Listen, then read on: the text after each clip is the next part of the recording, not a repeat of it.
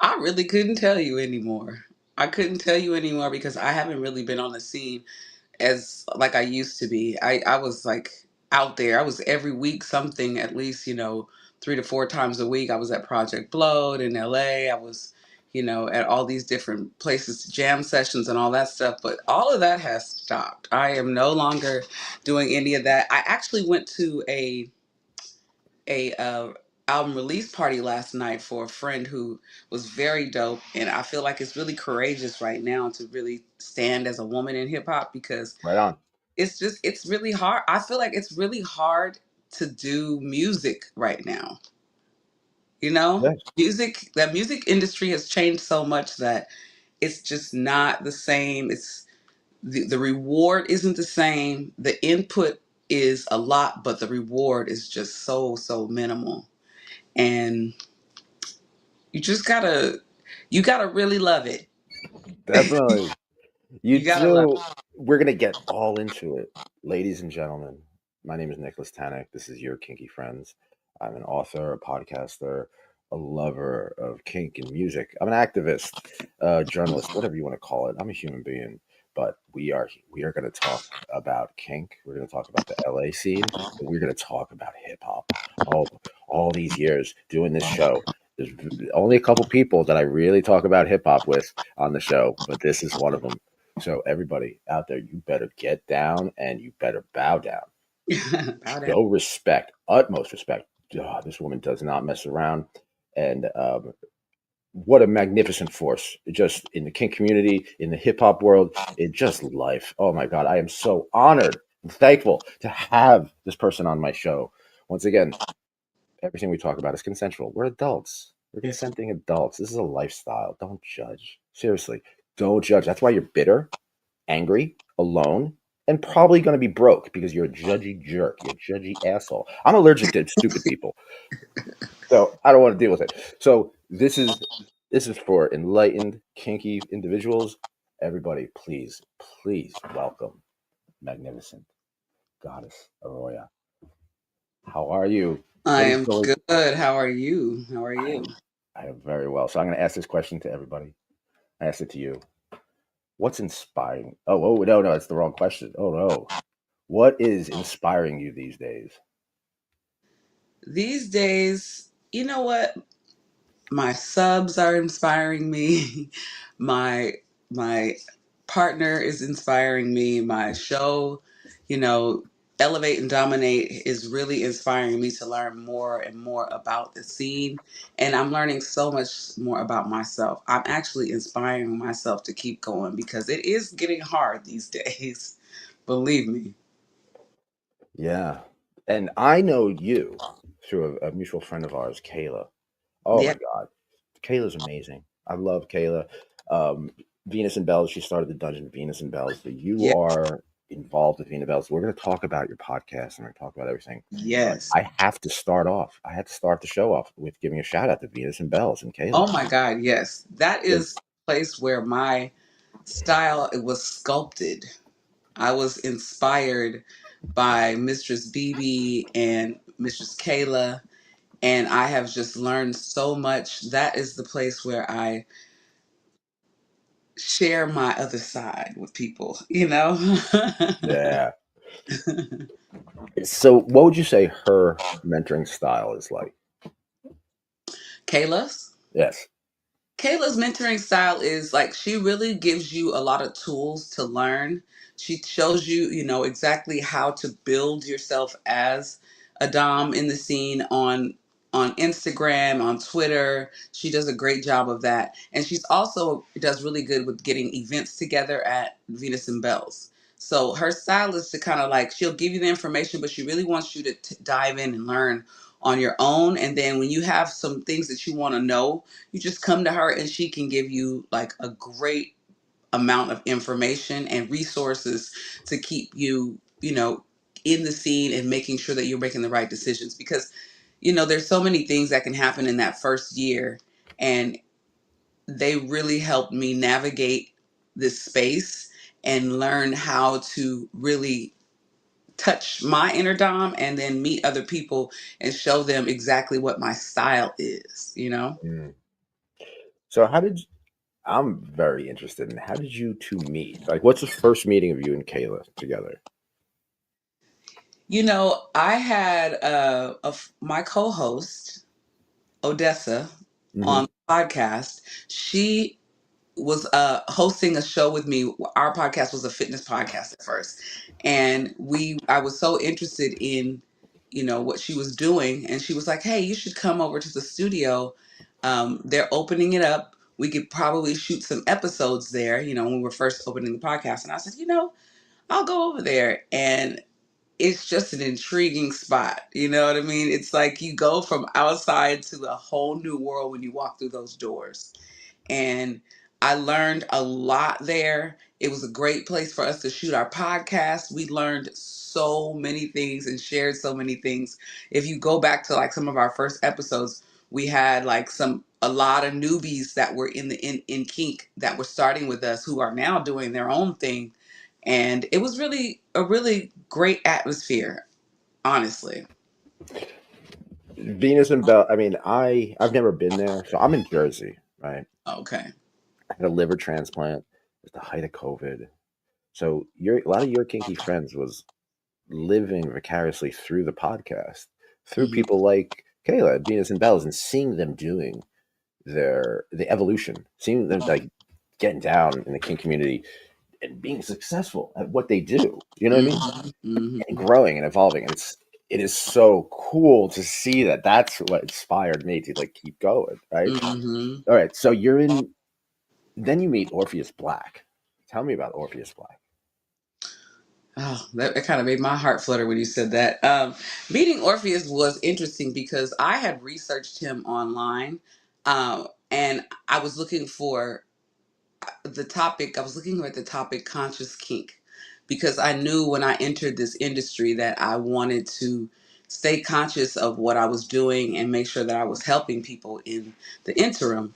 And I typed in that, and he came up, and I went down the rabbit hole, and I went on to for my second DomCon, and actually, yeah, my second DomCon, and I took a class, and I was so intrigued at the moment. Moving forward, we got him on the show after meeting him there, and then they had DomCon in New Orleans where I was teaching a class, and when I got there, I I had an issue with my room and I needed somewhere to get dressed. And I asked him if I could use his room to get dressed. And he was like, yeah, sure. And from then on, we spent that whole weekend just learning more about each other and moving forward. Now I'm on the podcast. I am being mentored by him. We're in a partnership as well. And I am just so blessed to have someone that has so much knowledge and so much information and who's just is patient with me who I've been through a lot, and it's a patience thing that has to occur when you're working with someone who's also a dominant. So I really am I'm intrigued because now he came onto the podcast. Kayla is pursuing her, trying to build Venus and Bells right now, and so he came on to the podcast to fill in for her. And it has been an interesting road because he has a lot of contacts that we had on the show. Also, I met them, and then after I finished meeting them, I'm like, hey, can you come on the podcast? And then I'm like, hey, is it okay if I ask them to come on the podcast? And he was just so open to that. So it's been a great partnership, and I'm really, really learning a lot. That's why I love the whole podcast culture, especially I think it's needed in kink specifically because Yes. before podcast culture, I mean, I was a kinky person. We had to really search hard to meet anybody who has any kind of similar kink or fetish. Yeah. I have I love the sissification narrative, femdom, and all that stuff. Hmm. And before the internet, like the only way I found out about it was through women who wanted to put panties on me. And that's very hard to find. You don't just like walk out of the house No, and find that. that's not easy to find. So let's talk about the Elevate and Dominate podcast. Tell us about starting it. A lot of people, everyone sees they listen to podcasts and they're like, "Oh, I'm going to start a podcast. I'm going to start." I hear, oh my god, almost every person I interview, they're like, "Oh yeah, I'm going to start a podcast," and they don't do it. They're all talk, no action. How did this come into fruition? How did talk become into action with this? It was like in efforts of being eclectic, it was a whisper for my soul. I was really, I'm always, as I said, whenever I enter a new space, I want to always make sure that I am bringing a presence that can be revered and also a knowledgeable presence. And I wanted to bring something to kink that I seen there was a hole that needed to be filled, because me being a first year kinkster, I didn't know where to go, how to navigate my journey through kink. And I knew people that were in it, and all I needed to do was get my foot in the door. And I step in and I started asking people questions, and I found another mentor in Mistress Mia Dark. Oh And yeah, she, she was an excellent resource in the beginning. Also, I had her on the podcast, and it was just a it's a labor of love that I could share with the community as a gift, because I know when people come in here, they don't know what to do. And I literally started my journey on the podcast, so it is, you can see my evolution as a speaker, as a journalist, as an interviewer, as an editor, a producer. You'll see all of that evolution, because I started this podcast just like you in COVID. It was a fitness podcast, and it was just me. It was just on audio at first, and I would just put clips up, and I was just talking to people.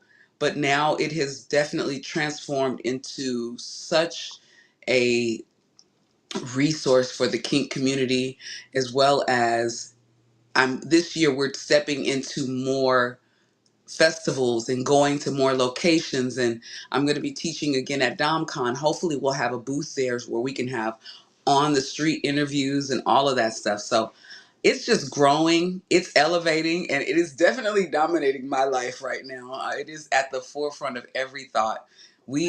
Just like you, we don't have sponsors or anything. This is definitely like from my heart. mm. We do this all the time from my heart. I've invested a lot of money in this along with other things, but this, I just haven't been able to let go. And I know some people do start their podcast and it's like one episode, 5 episodes, and they're out of there. But I have definitely stayed around.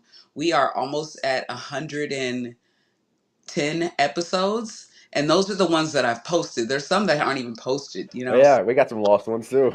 Yeah. So yeah, we got those lost, yes, those lost ones. If you go to Patreon, we're gonna be dropping those.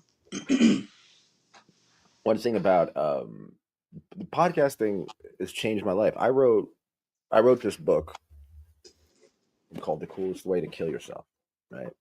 And Hmm. it's it's a saying. No one kill. It does not condone suicide. It does not Right. promote or celebrate suicide. It's a metaphor. It's a saying, really, that Lynn would say. It's a tribute. The book is a tribute to a woman who I loved very much who passed away from ovarian cancer, Oh, wow. and we embraced kink towards the last third of our life, hardcore, and we didn't. It was the coolest way to kill ourselves is to love, basically. And I became a different person because of it. The old self of mine is dead. Hmm. Um, and then expressing that, and then going on the having this podcast to promote this book, Your Kinky Friends. That's why it's called Your Kinky Friends. I wanted to have some kind of credibility, right, in the kink community. 50 Shades of Grey just came out. Um, everyone was all these horrible writers were putting out this horrible Yes. waddle, this garbage about the kink community, and it just was not true. It didn't represent Yeah. it. So I wanted to be real, represent it, and that's why um, that's why I'm doing this. So one thing influences other podcasters really influenced me. For example, Tom Sharpling of the Best Show as a podcaster influenced me. Doug Loves Movies, Doug Benson, Mark Maron, WTF, were podcasters who influenced me. Were there any podcasters or anything that dealing with podcasters that in podcasting that influenced you? There's actually, you would probably, the podcasts that influenced me weren't kink podcasts, oddly. Yeah. They were self help podcasts, Okay. you know. Um, Lewis Howe's podcast. I can't, it's off the top of my brain. I can't think, but I listen to that podcast all the time. I listen to a lot of comedy podcasts at the time. So if you listen to the podcast like from the first episode to now, you are going to see so many different styles because I wanted to find a style that would stick. And at first it was like, what can I do with the least effort? So I just listened to so many podcasts. Call Her Daddy. I don't know if you've ever seen Oh that one. yes. Call Her Daddy was a very inspirational Didn't podcast. Kamala was on there? On Call Her Daddy? I think so. Which she was, Wow. I think, or one of the Democratic Party, something like that. Yeah. That's awesome. Like they just I love when Let me find women out. can step into their empowerment and share Hmm. their story. And I wanted to find a way to share my story in through podcasting and through journalism, and I found it's like I said, it's evolved in so many different ways, but yeah, I had a lot of podcast influences. So I can't even name them all, to be honest. Vice President Kamala Harris appeared on Call Her Daddy podcast, hosted by Alex Cooper, on an episode released October 6th, 2024. 40-minute interview focused on women's issues, including reproductive rights, abortion access, personal attacks. Yes. Yeah, she inspires me because she takes a risk on her guest, and this year I really, that is my goal, is to reach out to people. I have a wish list of guests that I wanted to have on. Somebody bowing down there. Hopefully that's not Yes. you. Greetings, Goddess Aurora. I bow down at your feet and welcome you. Oh, thank you. Kiss Who my, are your don't guests? forget to Who are the kiss main my guests toes. that you want? The main guest that I wanted or now want. Both. Well, I wanted to get a comedian by the I can't. I'm terrible. I want y'all to know, like, my memory is shot, so I can never remember names and stuff like that. But there's a few comedians that I reached out to that haven't really gotten back to me. If their names come up, I don't want to give too much drops or plugs on them because if they don't come on the show. Yeah. um, but I wanted to get Maduri on the show Okay. for sure. Evie Lupine. Um, I'm looking into what we have. One person I've been wanting on the show for a while is Chemo Burns, is a rope artist that I just love. Um, oh gosh, who else do I want? I wanted to. Oh, we. Do you know who Miss Pat is? Yes. Okay, I wanted Miss Pat on this show so bad because she was talking about her past. And Hmm. she shares her story, and I hear a lot of stories from Doms that kind of go with her story. And I was like, I really want her to come on the show. So I sent this formal letter to her, and they, of course, passed on the podcast. But I feel like Miss Pat would be a great guest, even though Come she's on, Miss not in the Pat. key community. The way she talks is enough degradation for the average person to love her. You know what I mean? She's got so much dominant in her voice. I love it. And PD, yeah, once again, PD says, greetings. Goddess, I bow down to your feet and welcome you.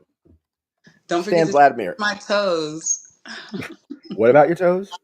Don't forget to kiss them. Of course not. Go in between them, too. I haven't licked Tres Leches off of my goddess's feet in a long time. Ugh. Ooh, that sounds good.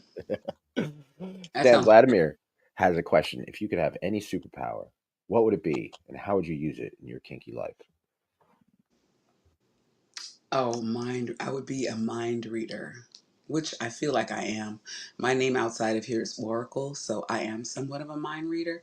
But I feel like I'd be a mind reader because then I would be able to cater my sessions so so well. I'd be able to listen to people's mind and know which way they want to go, because sometimes we anticipate just looking at the way that they feel and the things that they how they move. But if I could hear them say, "Oh God, I can't wait till she touches this," or when she can touch this, or when she can rub this, or she can, because I'm a sensual dom, so I'm touching, I'm biting, I'm scratching, I'm doing all kinds of stuff. So when that can happen and I can hear everything, I think I would be able to paint the most successfully artistic sessions and really, really grow when it comes to what I like in my scenes. All right. I hope that answers your question. Oh, it does. It does. Now, there's something that I definitely want to talk about.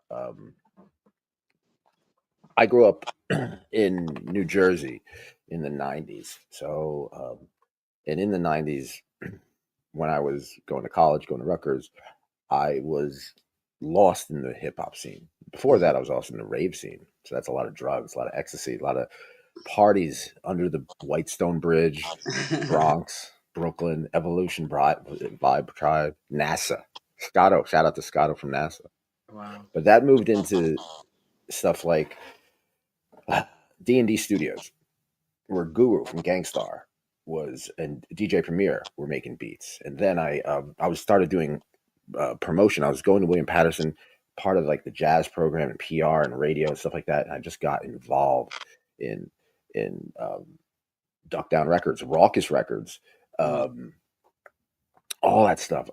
Tribe Called Quest came out with Low End Theory. The whole Native Tongue started, and then that eventually evolved to the Soulquarians. So I was doing PR for the Roots and Common.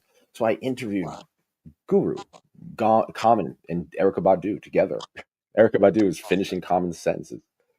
I love hip hop so much. So I started just doing interviews really to get free records, right?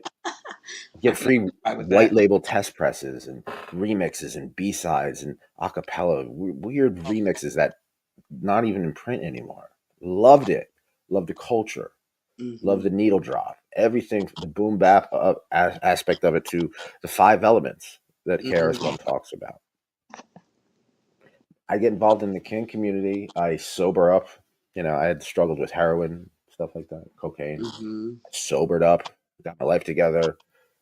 I had a liver transplant, so I'm healthy, and kink saved my life. I love it. I love the kink community. I love the connections. One thing that I find in the kink community is that people love hip hop, but it's not like so evident in the kink community I as it is in my life before. You know what I mean? Do you notice that now that you're more in the kink community? Does hip hop and the whole culture? It's still there, It's right? there, but But it's I not just really represented in this community. I mean, there's probably another side that we haven't seen. I'm yeah, sure somewhere in Atlanta there is a kinky hip hop club, something like reach that. out. Right. Reach out to us because we want to come and hang out with you. Yeah, Atlanta gets down. And so when we started talking, offline, off the show or something like that, I had the frenzy. I'm like, oh my God, there's someone out there who knows who Fife Dog is. Oh my God, yes. I know who Five Dog is. you know. Yeah. So I, I let's talk about hip hop. We'll go right let's straight through it. MC wise, who would you say your main influences are? The top. You could say top five. You could do it that way, but I'm sure there's more than five. well, honestly, my top, I have four influences or three, four major influences who aren't really hip hop. I guess. Well, Lauryn Okay. Hill is hip hop. Yeah, definitely. India Irie came Oh after the fact. I'll give you a story about that later on. But Michelle Indigeo cello yes. and Nina Simone.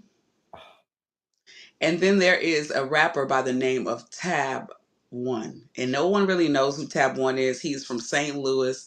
He was a part of a group that I started out with in Atlanta called Tab and the Villain. When I first started rapping, it was crazy because I was dating this guy who was a road manager for this group, and he gave me their CD, and I listened to it so much that I learned all the lyrics. And then they came over to play dominoes, and we were playing dominoes, and their music was on, and I'm rapping every lyric. and they're looking like, how does she know our songs? And it's like, okay, so can you rap? And I was like, yeah, I can rap. And they were like, well, say a few raps. And next thing you know, I was the female member of that group. We were managed by a person by the name of Gene Griffey back in the day, who was a major manager back in the day for a lot of artists. And we were on our journey to in hip hop. You know, I was in hip hop for a very long time, over 25 years. I performed, I've sang, rap. I can't say I dance too well. I'm not a dancer, but I have definitely contributed a lot to hip hop. I was also a journalist for the Hype magazine back in the day, and my stage name was Oracle Mm. Jayne, and I have been contributing to that community for quite some time. But hip hop, it lives in my heart. But in this kink world, it's really not as connected because they vibe, to me, the music they vibe off is a little different, you know. And Yes, I connect to some of that music as well. I love rock. People would of course. they would laugh at me if they got in my car. I listen to KLOS every day. Okay, that's my station. But I like classic rock and I like classic hip hop. The hip hop right now, I don't want to be that person that's like it's just not the same, but it's just not the same. You know, It's not. it's just not the same. It doesn't give you the same feeling. I don't feel empowered. I feel like, you know, it's okay to want to twerk sometimes, but sometimes we have, you know, we want to know, you know, what's the vibe, yo? Check the vibe. Like we want to feel a feeling, and it just Yes. doesn't give me that anymore. Yes, yes. When I listen to seriously, when I going through a liver transplant, recovery, specifically recovering, so I'm learning how to walk again. I'm learning how to use a toilet on my own again. Hmm. Right? And more and more, I'm getting stronger, stronger. You know what? Sean Price, fucking Sean Price, Helter Skelter. That kind of that the energy that Yeah. you know, and he's living in Brownsville. I could hear the dope in his voice that he's probably on heroin while he's spitting those bars, right? And he's saying it. He's saying it that he's talking about hardcore drug use, hardcore crime, all this stuff. He's not um, just doing it to sell records. He's doing it to survive, as you said. There's a hip hop has songs of survival. It You is. know, his songs of survival get you through the oppression, get you through their everyday life, get you through heartache, Yeah. right? It gives me insight how to make money, right? It gives you Yeah. that energy of like I gotta get up and get out and do something, as It's Goody the Mob says. element of hip hop. The elements of hip hop are, you know, making something out of nothing, you know, coming Yes, from a background where you're supposed to be broke, but you've excelled because you used your community's help to excel. Like, we've forgotten that. And I hate to like put it like that, but it's true. Hip hop is a place where that we reclaimed our power, you hmm know, as youth. It doesn't matter what race because it was so many different races involved in hip hop, and it's just lost its vigor, it's lost its love. You know, that Common song, you know, I used to love her, like that's I how used to I love feel her. right now. Like I used to love her so much, but she just doesn't feel me and fill me the same that she used to, like she Yeah, used. it's like watching in that song. I used to love her. It's like she grows up. The woman, you know, she's very innocent. She grows up. She goes to California. She gets Right. all. It's a great She gets song. fucked up. I mean, I can identify with that Yeah. living in California. You know, there was a time when my raps were, you know, I had so many different producers, and if people were to listen to my music, they could see like the evolution in that. You could see me literally grow up on the mic and Yeah. grow out of this industry. You know, like That's it what's came to that beautiful point. about hip hop too.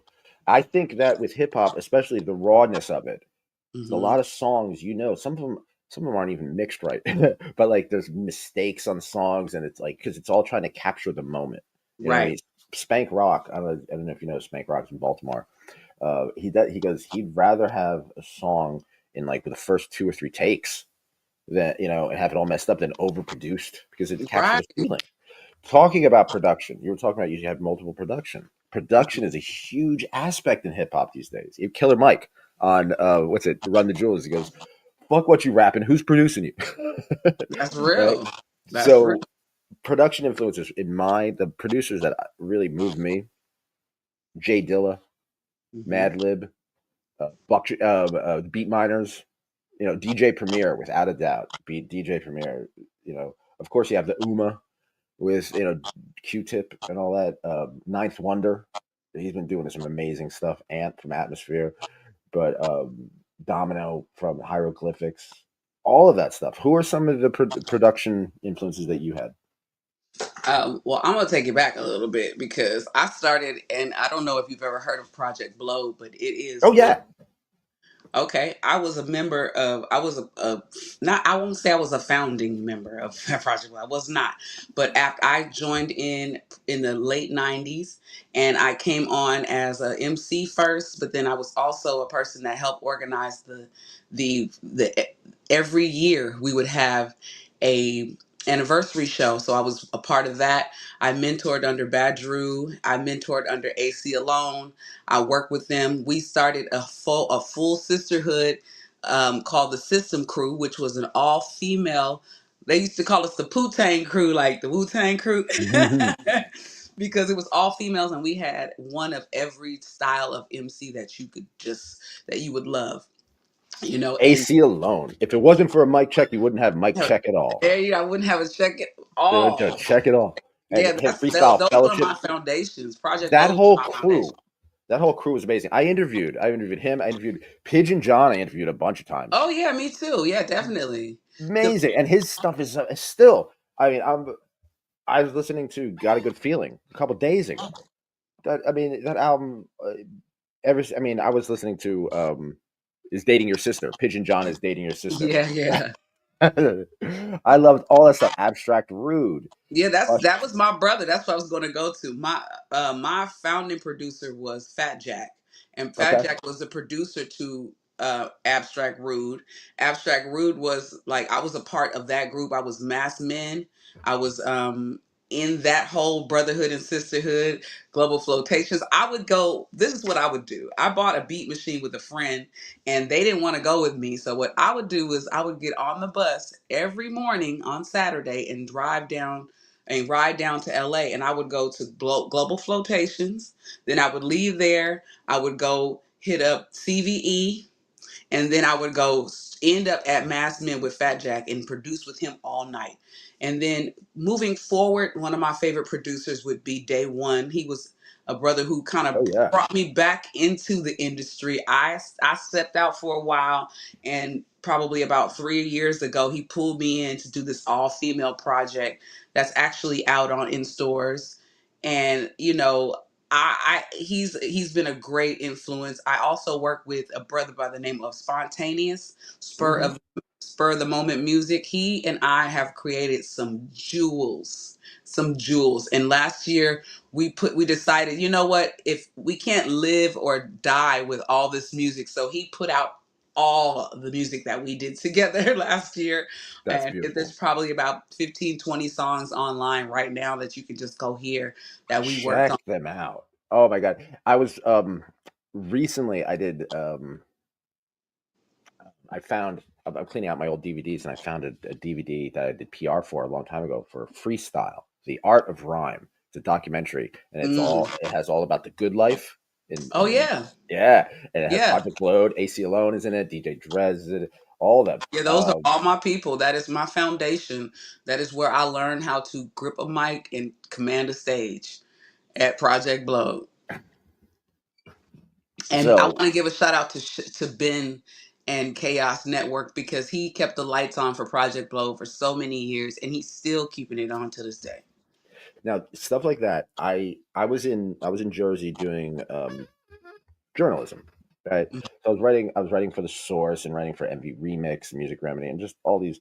I was a blogger guy, trying to get free records, free stuff. Right? I knew about Project Load, the Good Life, the whole East Coast stuff. I've been to the East Coast a couple times, but I was stuck on the East Coast, right? So I knew about the West Coast. I've been there a couple times, but I was like stuck there. Financial issues, health issues, Hmm. drug problems. Project Blowed, the whole East Coast West Coast, excuse me, hip hop scene, like the underground hip hop scene, that was inspiring to me. It's very, Seriously, that kept me going. That formed, my style, my writing style to write books like this, to get my own voice. You know what I mean? it's through hip hop. That's awesome. Yeah, that individuality. So let's talk about skills. Now, your skills: storytelling, communication, and reading people. Because emceeing is a lot. You read the crowd. You Yeah. master the crowd, right? You have to read the crowd. You know whether the crowd knows is it with you or not, right? Yeah. So how is that translated into your work as a dominatrix? Well, I mean, in hip hop, we have to read the energy. You got to read the room. You got to know what your gifts are and how you're going to use them.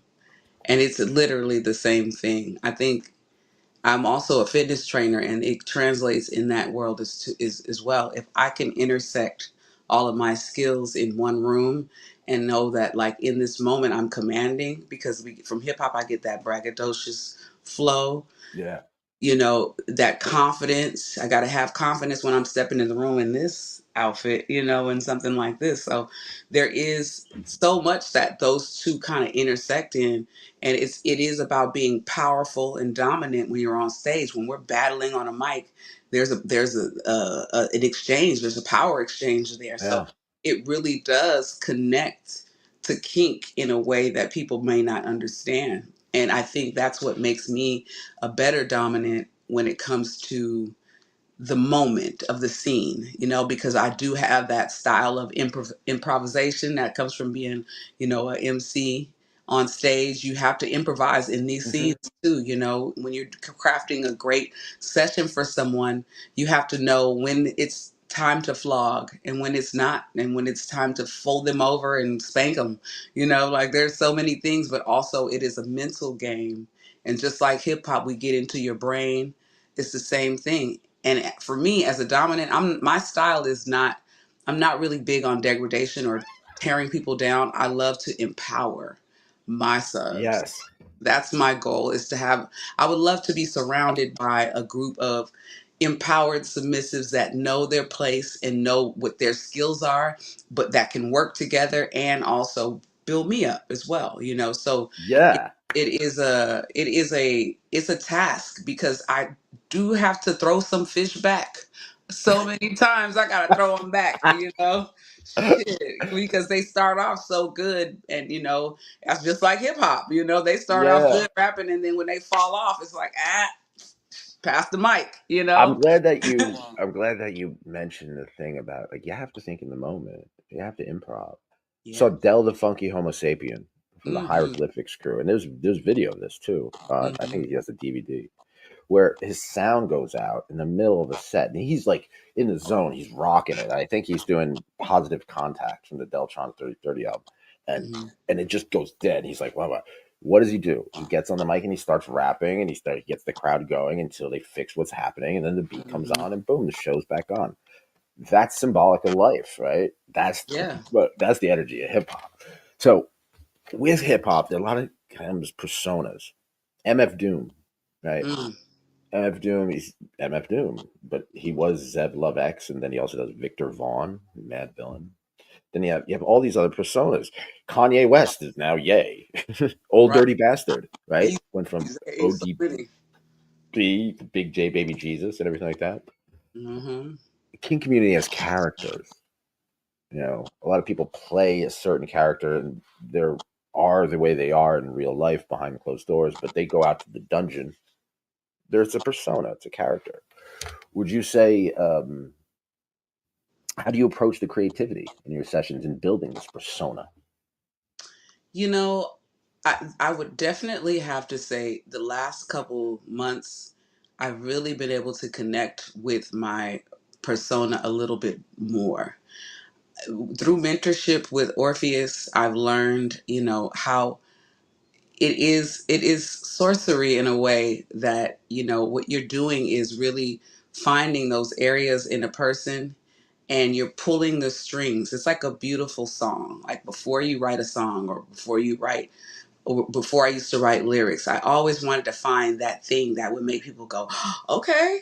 she's okay. She knows what she's doing. Yeah. And I think in this, the creativity comes when you're in the moment and you can touch that person in a way that I want them to have an experience where they won't forget me. You know, I've been lucky enough to have two submissives, and I will give John a really big shout out because that sub of mine has been just wonderful. But I know that in the moment that we connected, it was like I said the right things. I was able to do the right things, and this person now belongs to me.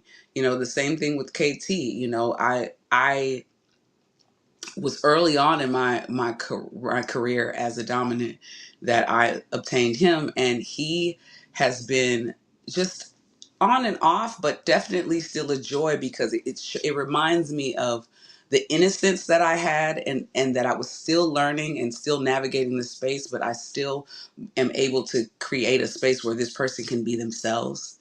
You know, they can share stuff with me. They can be who they can't be out there with me. And I think that is the most important thing, to be creative enough to touch a person's life and that it transforms. It's not Yeah. just, you know, a session, it's a transformation. And that's when you know that you're ready to have that person submit to you, or they're ready to submit to you. You know, there are those moments. I've had sessions where, you know, it's in the beginning where it was like, okay, well, what am I going to do here? Okay, next I should scratch his back. Okay, now pull out the flogger. Like, I didn't know what I was doing in the very beginning. You know, it was just like, oh gosh, I just got to use everything I got on this table. Now I'm like, no, no, no. Pick three of things there that Yeah. you, and then I will do the rest. Because I know exactly what you want, because we've vetted enough. We've had enough conversation and contact for me to know that this is the way that I need to go. This is how I should proceed. This is how you're going to reach your goal. And not just the goal in the session. I'm not just all about the session. It's about after the session, the aftercare, you know, the days after, when I'm still burning a burning desire in your heart and in your mind. That those are those moments where, you know, my creativity from the session come back to really let them know like what they've experienced. We have a question about negotiating stereotypes. There's a lot of stereotypes in not only the dominatrix world, but in the hip hop world. So let's talk about that. Dominatrix. A typical stereotype is that you're all about money, you're all about pain, you're about exploitation or manipulation. Evil. Another thing is the evil thing. You know, whatever. Right. Hip hop. A lot of it is crime. A lot of people say it's about crime, about cocaine, money, all Hmm. about hustling, violence. It's all about violence. It's all about and misogyny. You Right. know, I could go on and on. Bring in the racial aspect too with that thing. So in other words, how do you deal with all these stereotypes that deal with both cultures? And you're obviously successful. You obviously have broken them. How do you deal with this? I think people assume that as a dom that you're going to be like a man hater, just want to, you know, be a masochist or a sadist, and just, you know, and I have definitely, from the outside, prior to becoming into this industry, I may have had those stigmas as well. But when you enter a space and you meet people who are just like you, who are dealing with traumas from their past, but they're bold enough to step in the room and say, you know what, I'm going to work through this trauma in whatever way that is. It may not be in this session, but maybe I'll be affected afterwards. But I'm also going to be vulnerable enough to let somebody else take control of this moment. So that in itself is care. That is not a man hater. That is not an evil person. That is someone that is willing to connect with you in in a space that is outside of judgment. Because a lot of us let society judge us so much that we're afraid to be ourselves. So in this moment, I'm allowing that person to be as free as they want to be. Share with me your deepest, darkest desires. And sometimes those dark desires are connected to transformation. And once they explore those areas, they can go further outside of that session. So I've found that it's so therapeutic in a way. It is something that can definitely change a person's life, and they'll understand themselves a little bit more because they were able to open up that little dark area that they were afraid of. And they Yeah. were able to share that with somebody and they didn't have any judgment in that moment. So we're going to switch it up real quick, but we're going to go right back to BDSM and everything like that. But this is something I kind of always wanted to do. I used to be a hip hop journalist, and one of the things I used to do was hip hop word association. Okay. I would say an artist or anything about hip hop or music, really. You say the first thing that comes into your head. All right. Okay. So if I said Snoop Dogg, you would say weed, right? If Yes. I said, or Dr. Compton, maybe, right? If I said old dirty bastard, you may say Dirt McGirt, whatever. Okay. You could say good, bad. You could say whatever comes to your mind. There's no wrong answer. Okay. We do this, and then we'll get back to the kinky stuff. Okay. I'll be Okay. that. All right. Ready? And keep in mind, knowledge of hip hop is insane. So if I say something you don't know, just say I don't know that one. I'll go right to the Okay. next. No big deal. Okay. That works. I've gotten tons of free stuff, so it's just like I just that's the drill. You get I your do. white label test presses, right? Yes, I do. All right, let's go. All right, we'll start off regular. Chuck D, Power. Flavor Flav, Clock. KRS One, Conscious. Queen Latifah, Queen. MC Light, Strong MC. Lil Sims. Don't know who that is. Oh, check it out. You dig it. You dig it. She's got. Oh my god, she's from Britain, but she's got like this Jamaican kind of influence too. So, but it's very good. Lil Sims, amazing. Yeah. L Lil Simz. Yeah. All right, let's go. Pharaoh Monch. Crush, kill, destroy, and strike. Stress, organized confusion. I was listening to that album. Oh, you 13 know is what?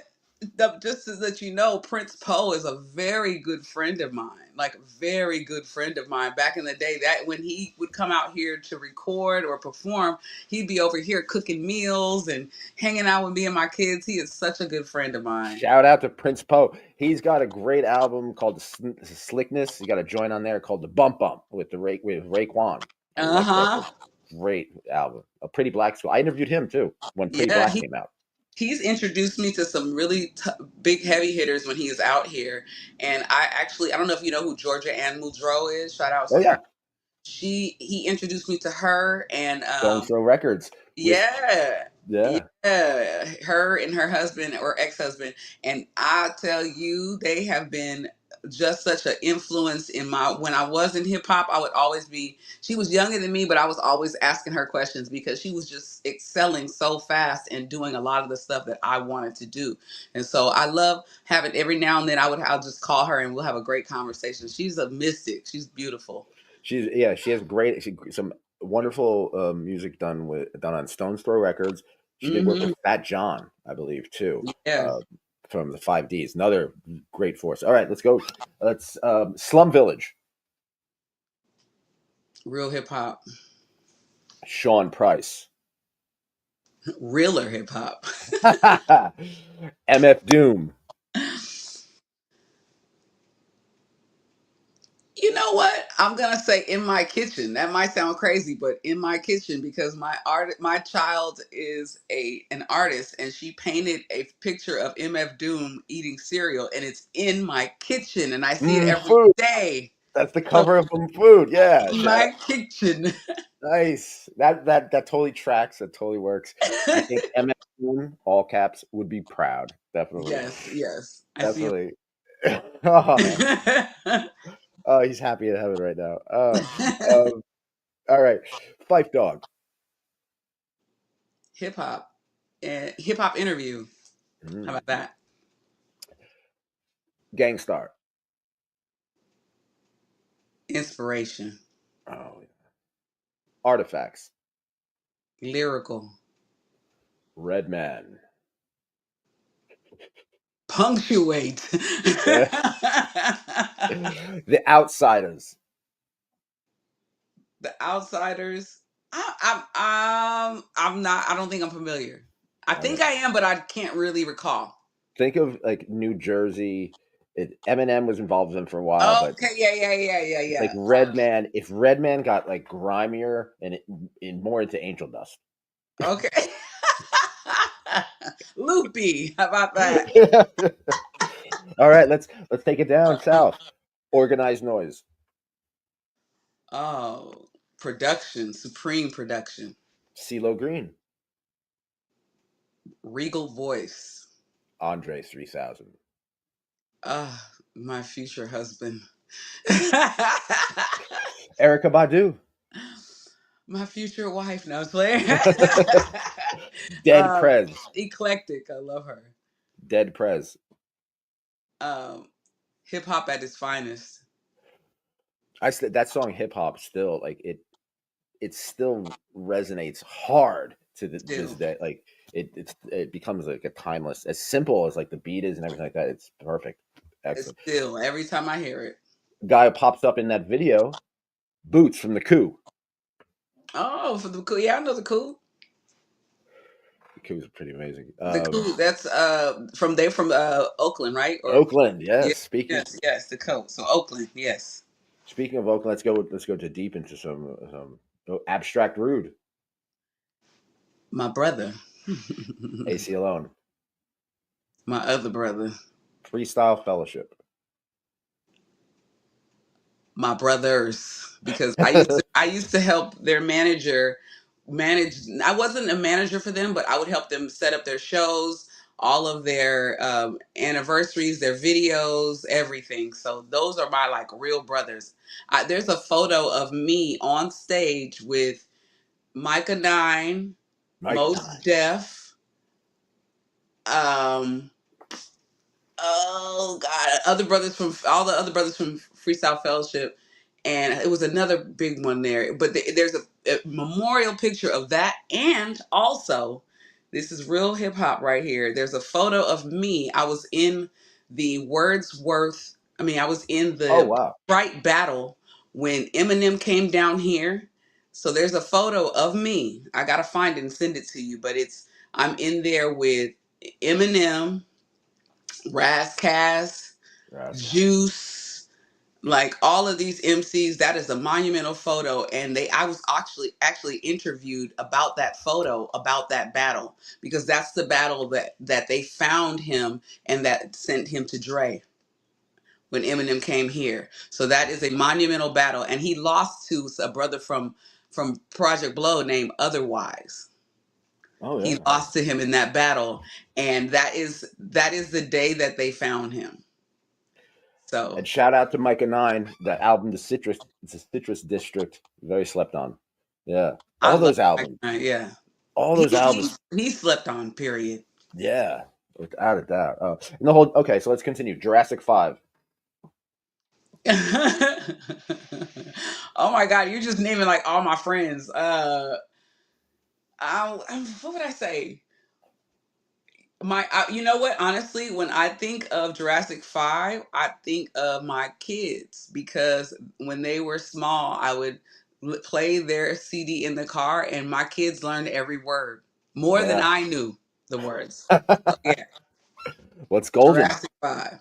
What's golden? Killer Priest. Woo, the woo. Old Dirty Bastard.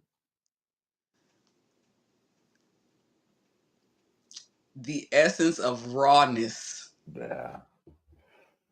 He Oh, is raw. Scarface. One of my first favorite MCs. All right. Okay. This is this is great. I haven't done that all the time. So okay. All right. So impact play. Let's get back to kinky. Impact play. Okay. I love impact play. There are whips. There are paddles. There are floggers. There are riding crops. Which Hmm. one is your personal favorite?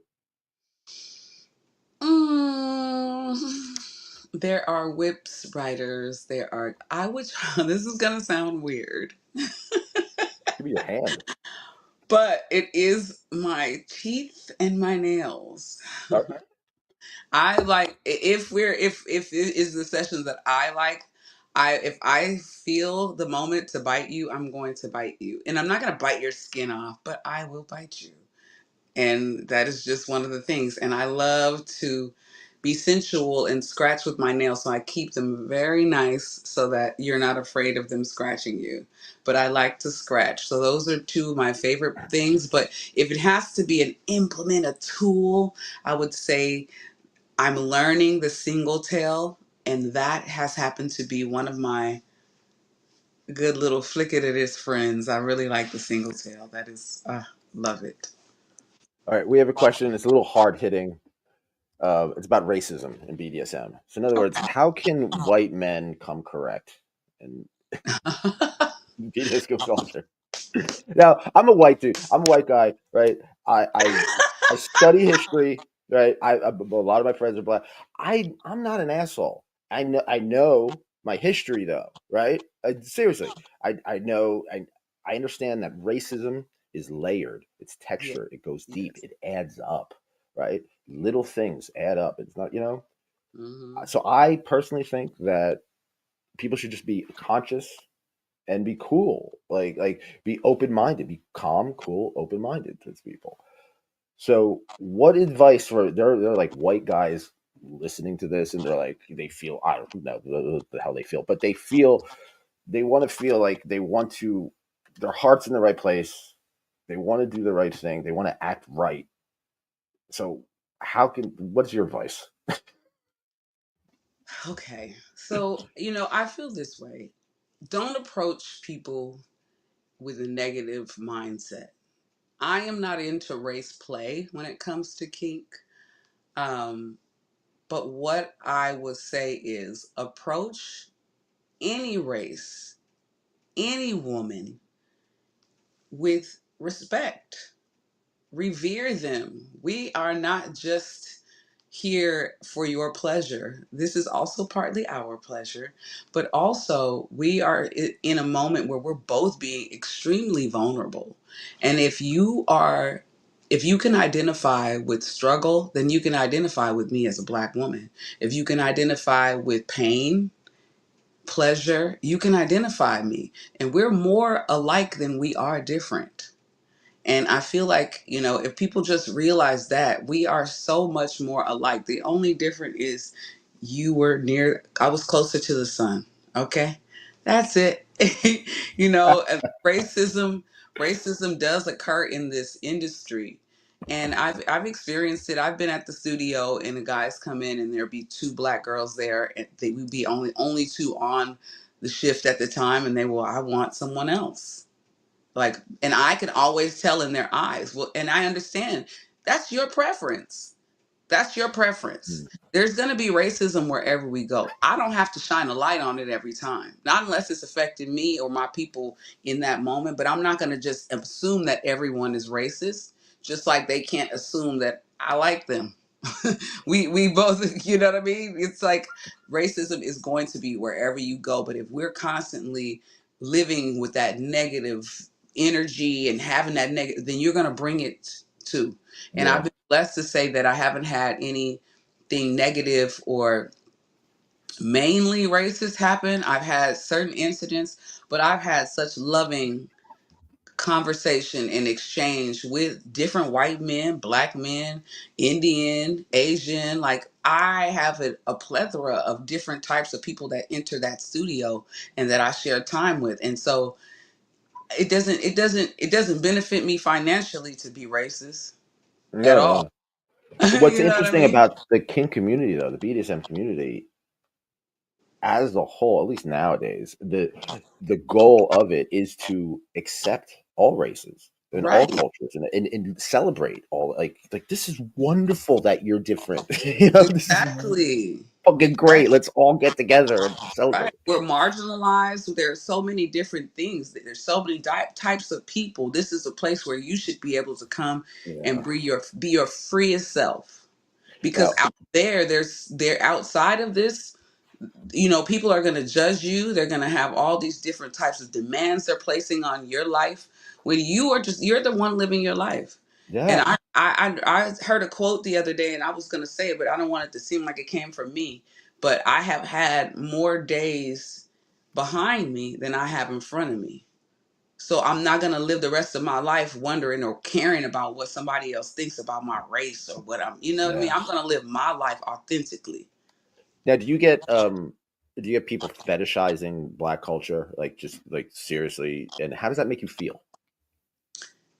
You know, Black culture has been fetishized. That is such a hard word to say, but it's been for so long Yeah. in every way, in hip hop, in music, in rock, in all kinds of ways.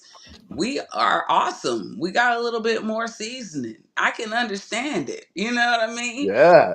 But the good thing about us is we like to share our seasoning and share our stuff with people.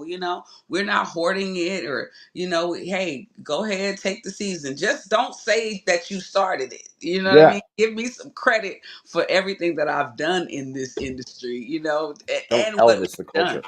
Yeah, in the culture we've built, everything in as far as like the dominant popular culture is based on hip hop, and a lot of things that accentuate like lips and ass. That's a lot of those things are from us. But saying that, I don't want to say it to say that it doesn't mean that anybody else can't have it. It's not like that. I keep an open mind when it comes to that, but we do have to just pay reverence to those people that are the essence and the sauce of it all. Yes. All right. Hmm. Let's get a little weird and whimsical. Right? It's an Okay. esoteric question. Okay. Sadism. Why?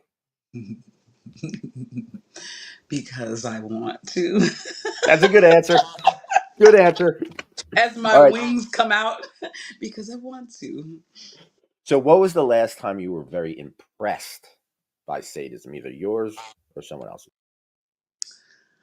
Oh gosh. You know what? I have a really good friend by the name of Damon Prince. And I am just so impressed at the amount of pain that they can take. I am so impressed.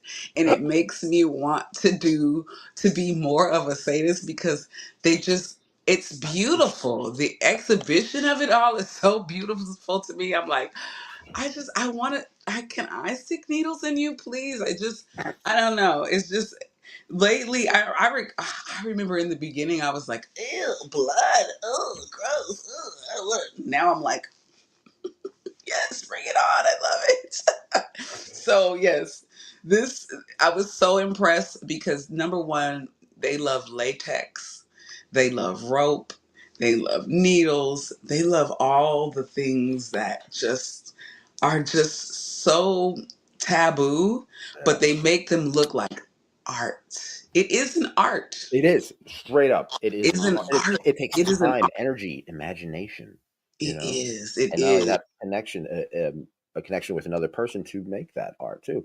It's beautiful. It's art. If anyone says it isn't art, they do not have the eye. They don't have the eye. They don't have the eye. PD asks, "What is the most humiliating thing you have done to a slave or sub?"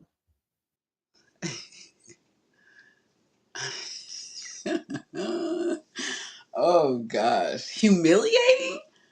Okay, when you say humiliating, they just know they wanted it. Yes, this is all consensual. This is a Consensual consensual lifestyle. humiliation. This is a consensual lifestyle. We're adults. I don't know how humiliating it was, but I know it's fun. Um, we, I took my sub on a hike blindfolded, and they were tied to me via string to their cage, Their and we chastity cage. their chastity cage, and they trusted me, and hiked to the top of O'Melveny Peak, and they trusted me up and down. Now, the only reason why I'm saying it's humiliating is because the whole time people were looking, and of course it was a trust building exercise, so we weren't putting people in an awkward position. He wasn't nude or anything like that. And I had the string to where whenever someone came up, he would just come to the side of me and no one could see it. So I could say, in a way, that would be one of the most humiliating things that I've done. But it was also very, very fun. Chris Bako says, "Hi Nick, hi Goddess. How are you both doing? We met in DomCon LA last year. Hope to see you there in June." Yes, you will see me there in June. I'll be teaching a class. I'll be teaching the newbie frenzy how to find your way without losing your path. Mm. Stan Vladimir asks, "What are your thoughts on gorillas and Linkin Park music?" Oh, gorillas. Now, I'm going to tell you, I love gorillas because it is a collaborative group. I Yes. love when people can get together and share from different, because those are like different styles of music coming Hmm. together to create still something that is very magical. Like I still throw that's in on my playlist. Their music is on my playlist for sessions. Demon So Days is an excellent album. yes, It's got excellent. MF Doom on it. It's got De La Soul. It's oh my god, it's got Sean Ryder from the Happy It's Mondays on it. It's got everybody. Dennis amazing. Hopper is on the album. Amazing. Okay. Amazing. Yeah. Sunshine says, "Welcome, Goddess. You are absolutely stunning. Thank I you. love that.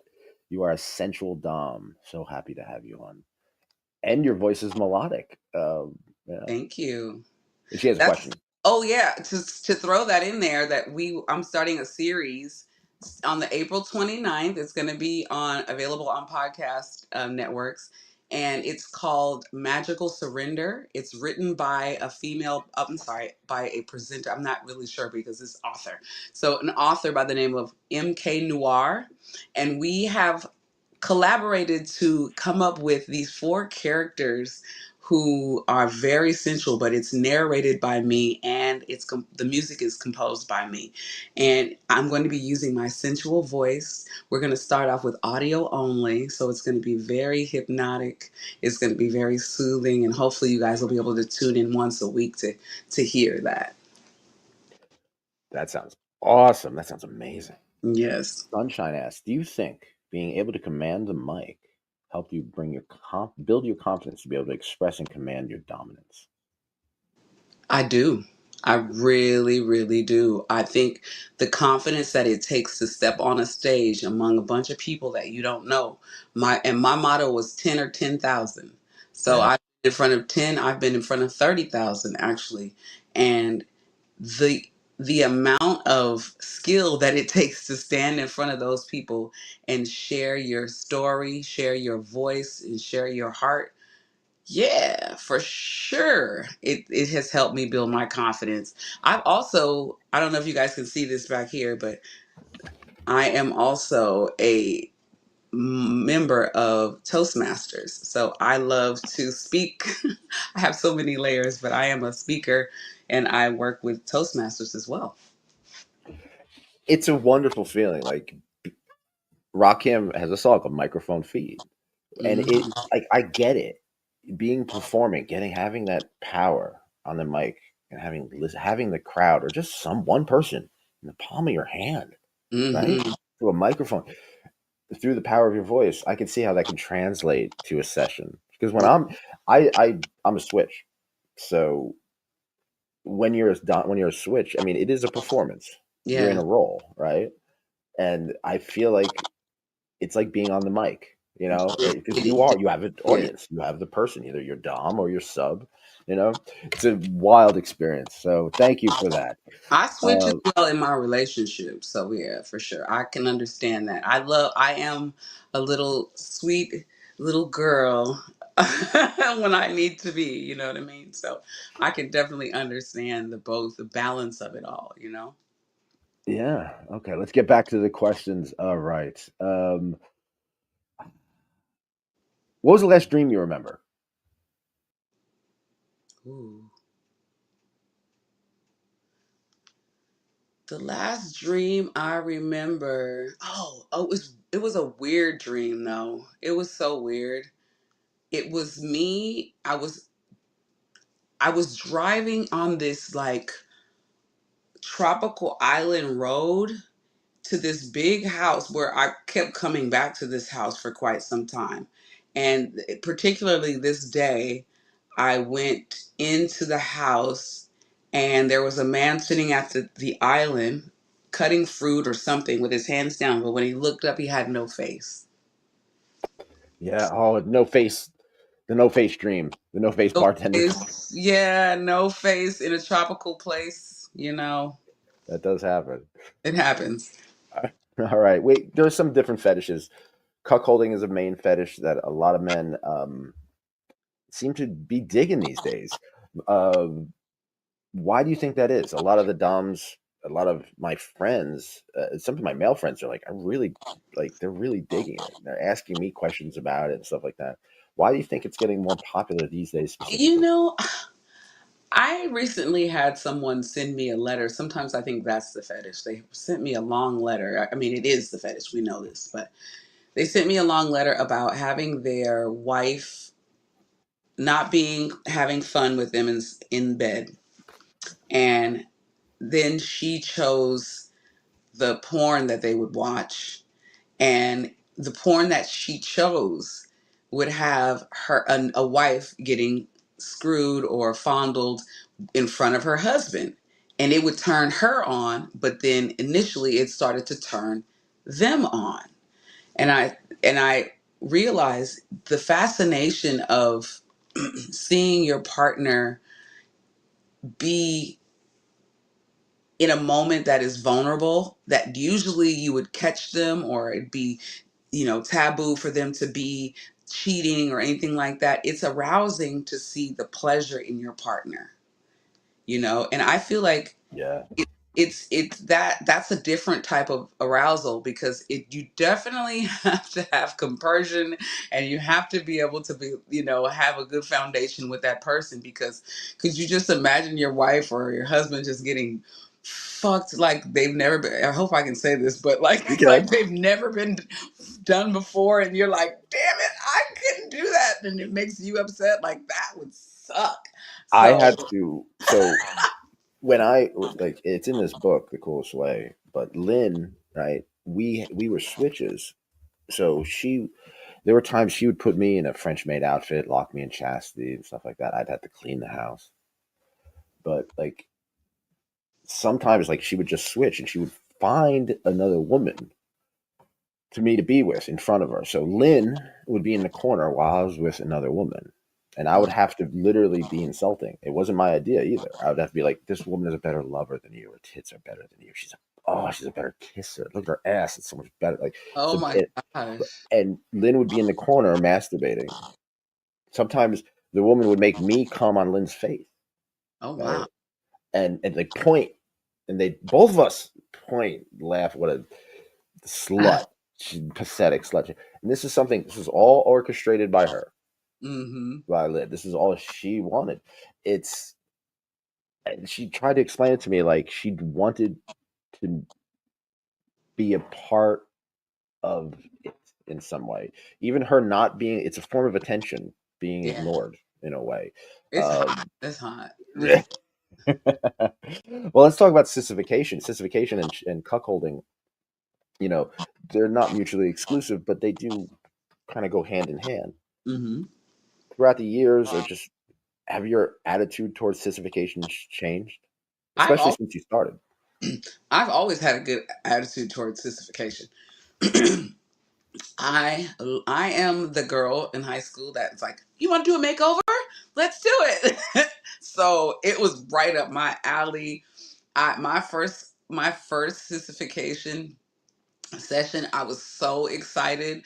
They were like, damn, my makeup looks amazing. Like, I like to play in makeup. I love doing hair. I could hook up a wig. I love to put together outfits. So it to me, I'm gonna make you look like a bad bitch. And then I love that when a, the man is not afraid to explore their feminine side. We there's power in our femininity. There's power in masculinity as well. You're Hmm. allowing me to dominate you in that moment, which is normally something that is very masculine. So to be able to exchange that role and have that that moment of like them revering me as the dominant in the moment, I fucking love it. Love it, love it, love it. Not a problem at all for me. I was doing a lot of, because I'm into the whole thing too. For me, I don't like the humiliation or the degradation aspect. I like the power, the female having control over me, and also the punk rock aesthetic of taking something that is the patriarchy says is normal. Mm-hmm. Men can't wear panties. Well, you say that. Well, a man told me I can't wear panties. Right, Fuck you. right, I'll right, go wear panties if I want to. It makes me feel it's fabric. right. Fabric. Jeez. So you know what I'm gonna do? I'm gonna use my imagination and get kinky with it. So I'm gonna bring women into it, and let's all have fun. Hmm. you know? I love when a man is not afraid to explore that side of themselves or have like integrate female clothes into their daily gear. Like I feel like that's you just exploring yourself and what feels good to you. Again, this is about you and your transformation and your growth. So Yeah. when you're exploring that, that's beautiful to me. This is something I definitely want to talk about. The toxic masculinity in hip hop. Okay, so I wrote this book, The Coolest Way to Kill Yourself, and in it, I kind of confess that I was put in panties, had made a French maid outfit, and forced, quote unquote, to wear a skirt. At Oh, this time, 2013, Kanye West accepts some award in wearing a skirt, and then Lord Jamar from Brand Nubian, who is a 5%er, is very adamant against homosexuality in hip hop or any kind of femininity, or what's the word I'm looking for? The feminization of the male in hip hop. He's mm-hmm, against, mm-hmm. very much against that. I And he understand. made a song called Pull Up Your Skirt. So let me ask you this. How do you find that balance? First of all, do you think that there's toxic masculinity in hip hop? And second, how do you find it like with the culture of BDSM culture? How do you think that kind of goes into play? Well, here's the thing. In hip hop, a lot of things in the beginning, it was just taboo for you not to be a certain way, you Mm. know? And I feel like now, the hip hop now, that's the one thing I can say is that they are more they explore Oh more yeah. of the boundaries in clothing. They explore the boundaries in that we've placed up because we were afraid to be ourselves, you know. And Hmm. in hip hop in the beginning it was all about being, braggadocious, this hard side of that, but sometimes, you have those men that grown up with all moms and they've been around all women and they have that little edge that may have a little, feminine quality to it, but there's nothing wrong with that. Mm. The toxic thing is not being able to share who you really are and be authentic. When you're with somebody in hip hop, I think for a lot of years there were hip hop that was afraid of the gay rapper and all of that stuff, Oh which yeah. was crazy to me because a lot of the people that were the ones pointing, were probably the ones having those feelings and thoughts, and they weren't able to just be free in the moment. And I'm against anything that's not going to allow you to be your authentic self. Prince Poe said it great in an Organized Confusion song.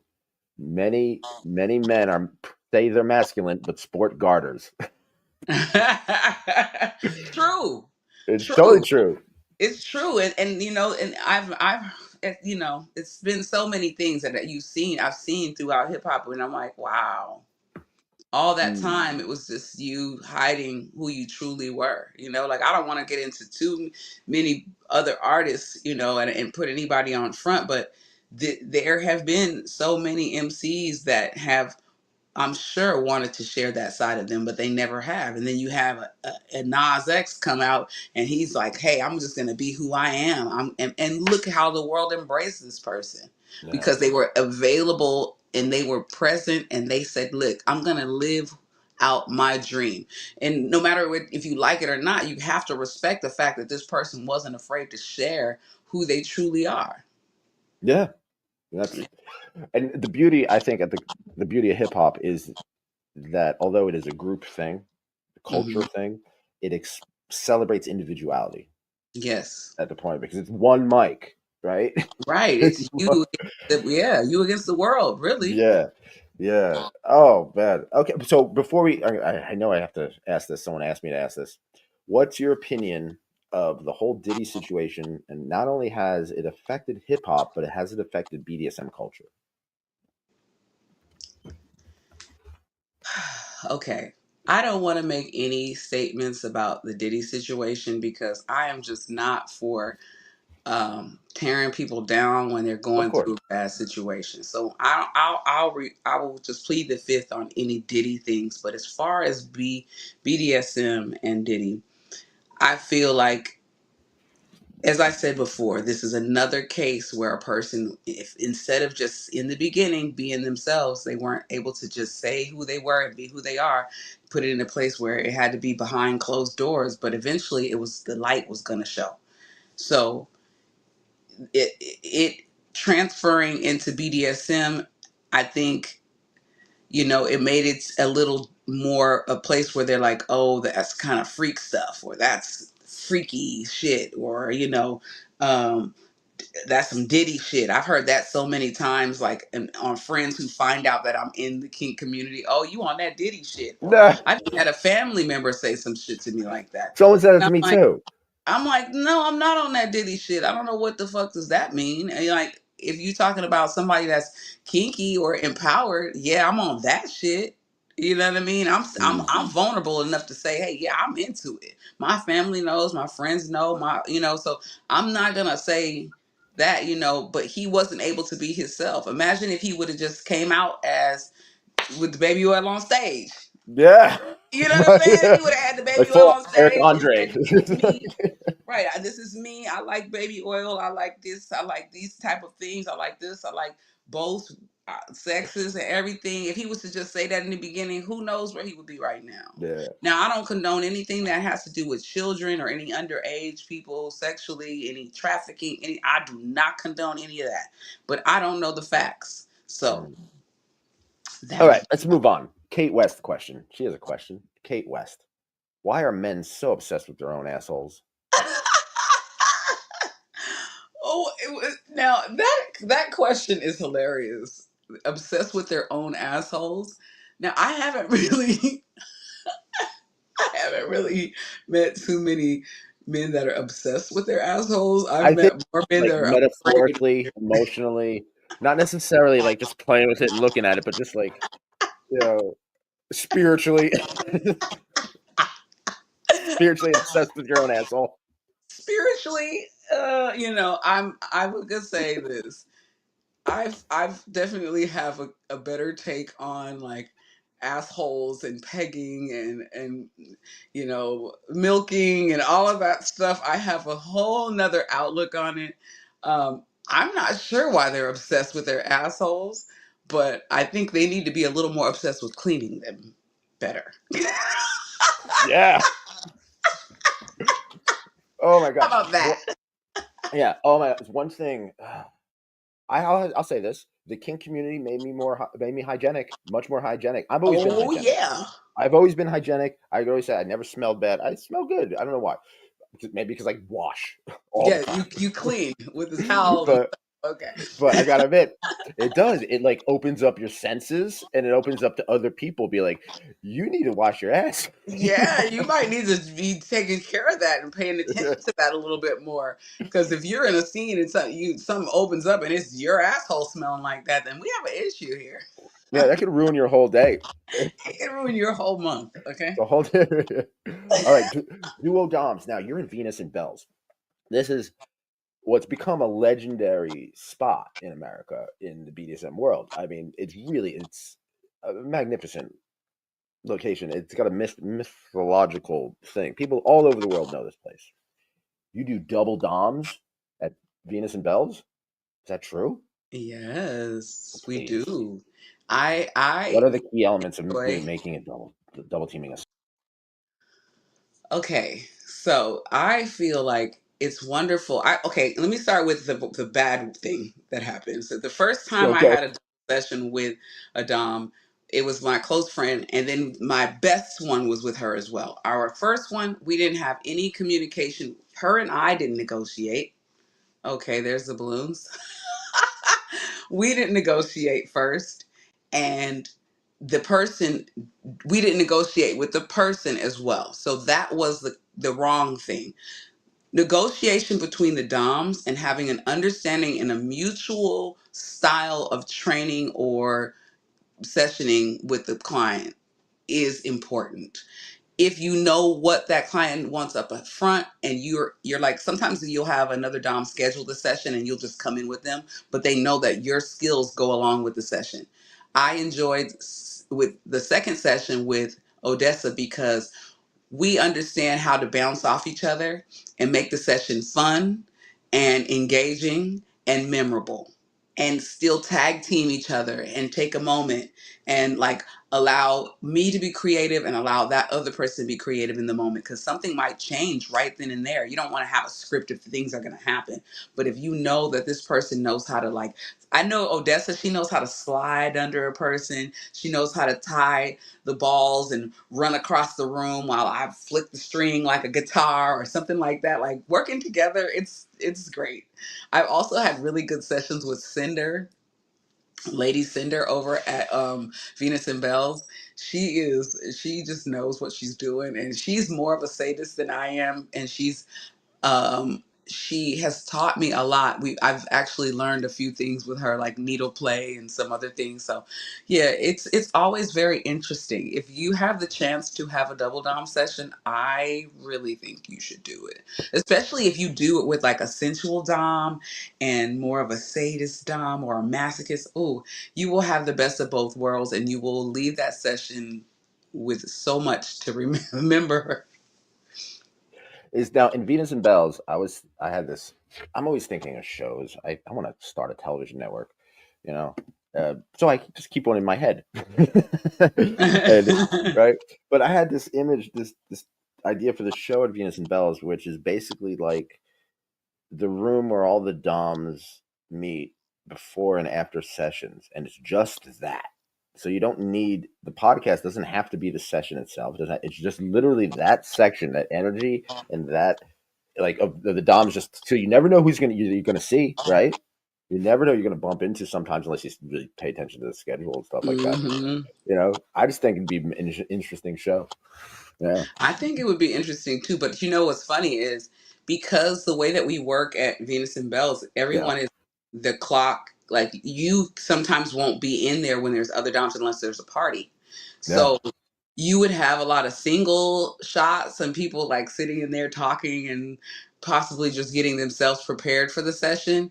And then afterwards, like, I know for a fact you probably have like the quickest cleanups ever. Like, everybody's like, because it's always, I feel like DOMs are always ready to do something else. We're always moving to the next thing. Yeah.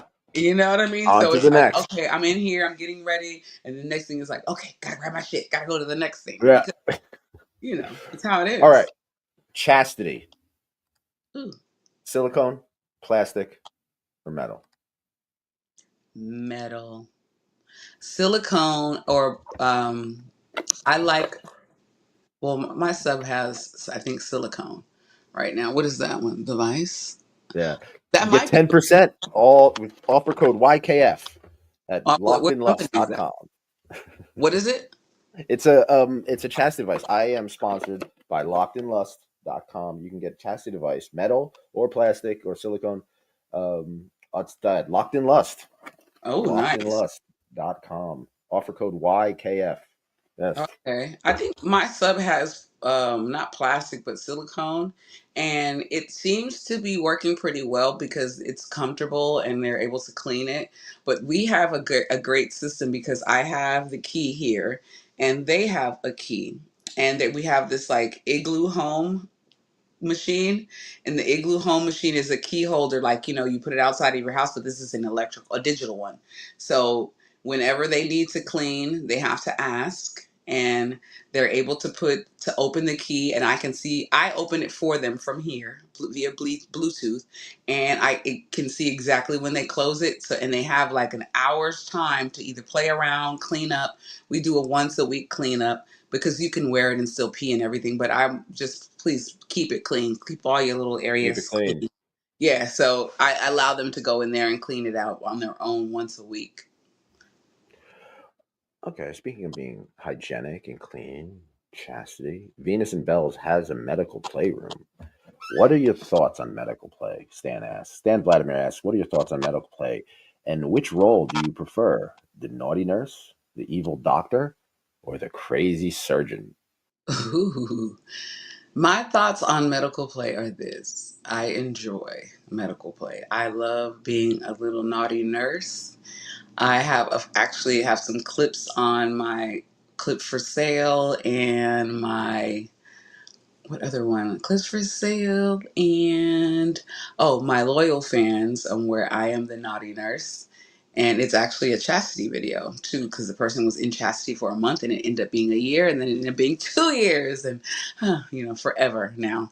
But that's a great fun thing. It's definitely a mind fuck when it comes to medical play. It is a very fun, adventurous time because all I think of, I actually sometimes, the crazy surgeon, because you remember um, the game Operation? Yeah. Yes. So I like to play with the tools and ice and, like, make areas cold, then hot. Or, have a little electro play around the stomach area, and but you have to stay still, like, because remember on that game you couldn't hit the sides. So if I hit you with a little electric shock and you move, oh, you're gonna get even more. So I like medical play. One of the beautiful things about hip hop and Project Blowed, the whole community is there's a sense of imagination. Like we're grounded in reality, especially like hip hop. People who love hip hop are grounded in reality, but like the imagination just kind of can take hold. So let's be let's use our imagination for a second. Let's be whimsical, right? Okay. You have endless resources. You can go anywhere in the world. You could be with anybody and everybody you want to do anything you want. What is your ultimate kinky fantasy? Oh, that is a great question. I would say being somewhere tropical with a view of the beach and access to the beach and having my own little pay pig who I tie up in my room and they stay in the room the whole time while I spend every dime they have. And they like it. Ooh. Yeah. You That could is a charge him great. taxes. Yes, and then I can, like, buy what I want, pay off some bills. I'm just completely taken care of for that whole week, pampered, and all they can do is watch. Oh, what a fantasy. Fantasy. Hmm. All right, rapid fire recommendations. They don't have to be kink related, but it's always fun if they are. And they don't have to be the be all end all of who you are. Okay, Okay. basically the recommendations. Right. So I'm gonna go down a list of recommending certain things and just say, hey, it's basically, oh, you'll probably like this.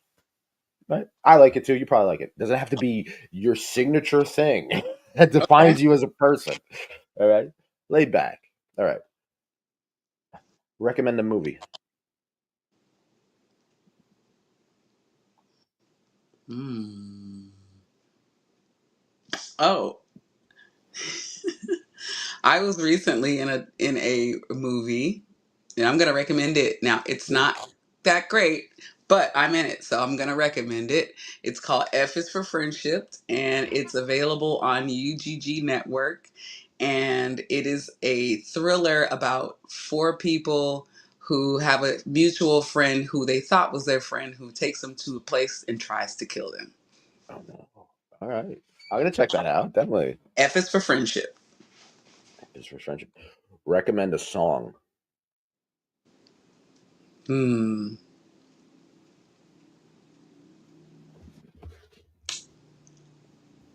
Well, I have to, I got to plug myself here. What am I talking about? Okay, I was about to plug Yeah. something else. I will recommend Oracle Jayne Doe. The song is called High, and I think it's the perfect song for the springtime. It's a perfect song for a day like today in California if you're at the beach or you're in the water. And then also a song called Sunday Service that it's an ode to my subbies because I know they want me and I'm on my way. Recommend a meal. I will recommend a balanced meal.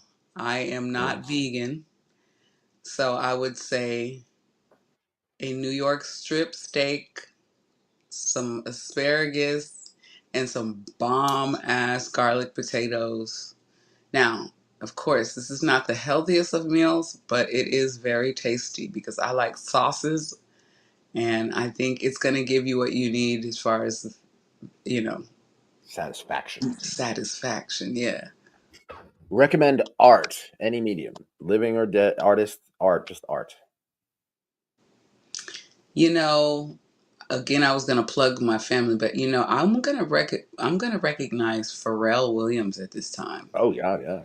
He is. I just watched that movie, the Lego movie yesterday. I haven't even finished it yet, but I am just so impressed with him. I am so impressed with his journey and his transition into fashion and art. And I resonate with him because he's tried so many different avenues and he's had success in some of them, but he has really found his way. And I believe I found my way, but I have definitely, just like him, have had so many different avenues that I've attempted to try. So yeah. Yeah. And he knows music theory. He's not just Oh, like making beats. He knows music oh, theory. he knows it. He knows Yeah. it. All right. Recommend. We did a recommend a television show. Oh, you know what show I've been? It's so sad, but a lot of these shows right now are like, survivalist types of shows, and I will say that what I'm learning about people is the essence of us are we are all very sadistic and very Oh yeah. we all have a side to us that even the sweetest person. So I would say the show Traitors. Okay. Traders is a show that it really, just from watching that, it makes me look at people and groups of people differently sometimes because there's always one liar in the room. Okay. This is the word association game. Just Okay. like the hip hop association game. This is Okay. a little different, but this is kinky. So it's all kinks and fetishes, and there's a whole production to this. Okay. First thing is um we say a word or a phrase, you say the first thing that comes into your head. The one rule is that we don't kink shame. Okay. If you have a really clever joke, that's one thing, but just don't say like, you're disgusting, you're a horrible human being, you should die. We No. don't do that. No kink in here. There's no kink shame. No. A lot of this is off the top of my head too. So we're in this together. Okay. Okay. All right. Then there's the jar. Tangled Blue, I miss you. Tangled Blue gave me this idea for this jar, but Okay. Mistress Natasha suggested I redo it. I don't know what's in this jar. There's little pieces of paper and little fetishes are on it. So I don't know what I'm pulling out of this either. Okay. You ready? Okay, let's go. All right. Chastity, Yum. floggers, Art. the St. Andrew's Cross, Part of my throne. rope, rope, rope, rope, rope, The love of my life. candle play, The second love of my life. glorification. Far away from my heart. Oh, okay. I don't want to stop. Blushing. Fun. Yeah. Face slapping. Transformative. French maid outfits. Cute. Sissy hypno. Possible. Garter belts. Essence of sexiness. Strap on dildos. Power. Double ended dildos. Creative. Puppy play. Fun. Kitten play. Cute and fun. ABDL play. Interesting. Interesting. Let's go into the jar, shall we? Yes. All right. Vibrating butt plugs. Movie theaters. Yeah.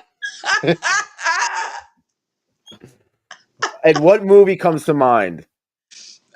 Recently, the movie that I took my son to see was Baby Girl, and I had the remote the whole movie, and every time they would say something kinky, I would push the button and watch them crawl into the bottom of the seat. It was amazing.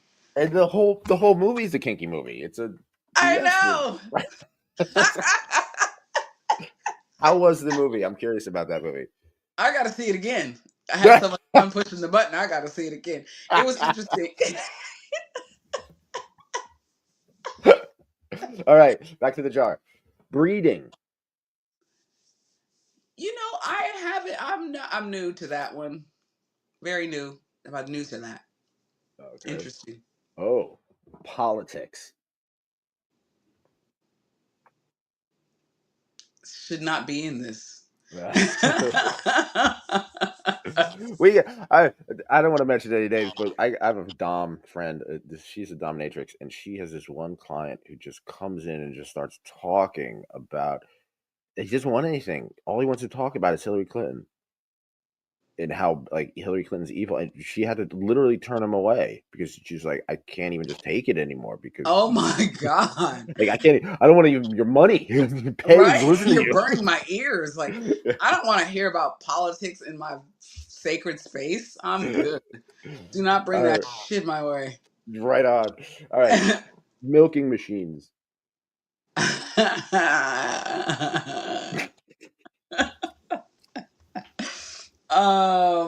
Wet. Yeah. Oh yeah. Face sitting.